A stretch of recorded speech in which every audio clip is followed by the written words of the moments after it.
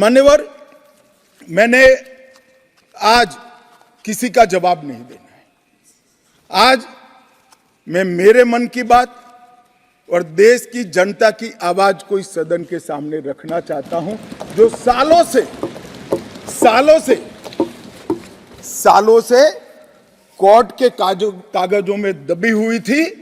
नरेंद्र मोदी जी के प्रधानमंत्री बनने के बाद उसको आवाज भी मिली, अभिव्यक्ति भी मिली। मान्यवर, 22 जनवरी का दिन, भले कुछ लोग कुछ भी कहे, मैं स्पष्ट रूप से देख रहा हूं 22 जनवरी का दिन 10 सहस्त्र सालों के लिए ऐतिहासिक दिन बनने वाला है।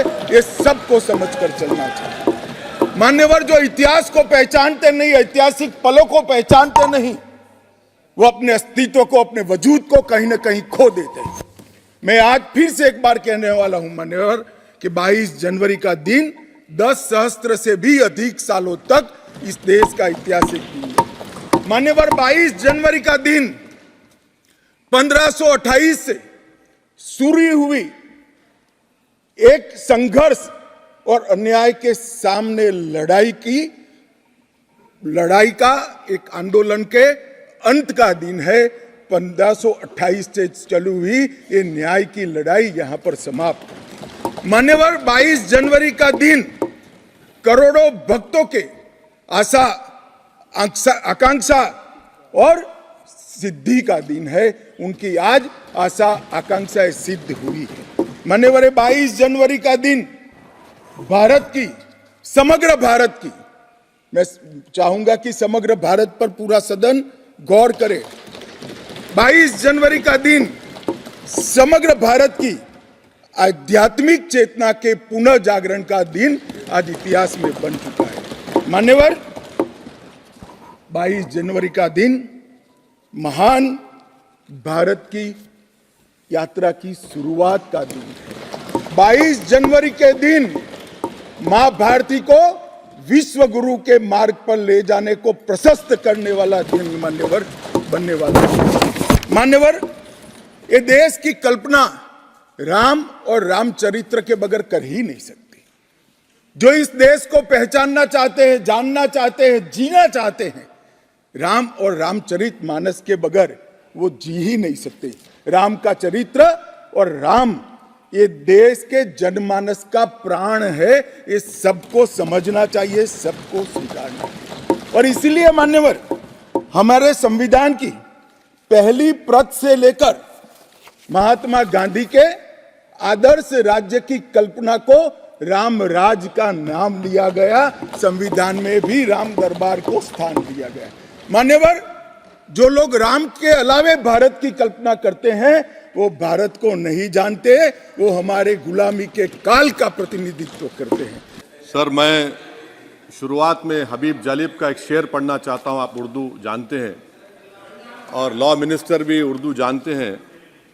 हबीब जालिब ने कहा था कि हुक्मरान हो गए कमीने लोग, खाक में मिल गए नगीने लोग, हर मुहिब वतन जलील हुआ, रात का फासला तवील हुआ, आमिरों के गीत जो गाते रहे वही नामो दाद पाते रहे, रहजनों ने रेजनी की थी, रहबरों ने भी क्या कमी की थी। सर, मैं अभी सुन रहा था हमारे शिंदे ग्रुप के शिवसेना के पार्टी लीडर अपनी तकरीर कह रहे थे।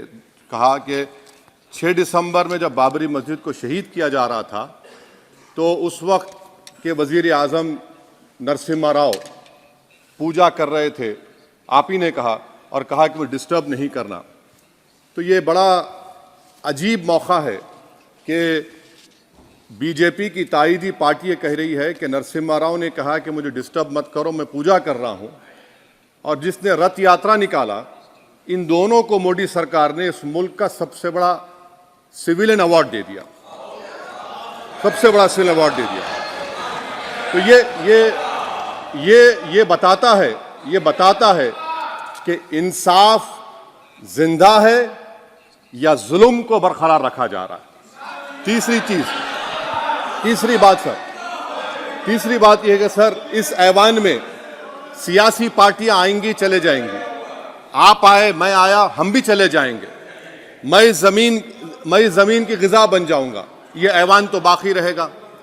मगर सर मैं ताजुब कर रहा हूं कि लोकसभा मुख्तलिफ आवाजों में कैसे बोल सकता है।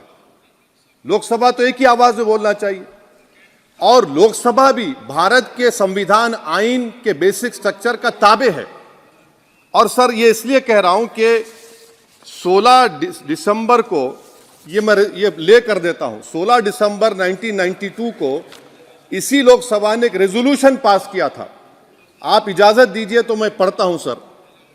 दिस हाउस, अच्छा ये गुलाम नबी उस वक्त के मिनिस्टर थे, आज नहीं है, उनका नाम नहीं लेना चाह रहा था।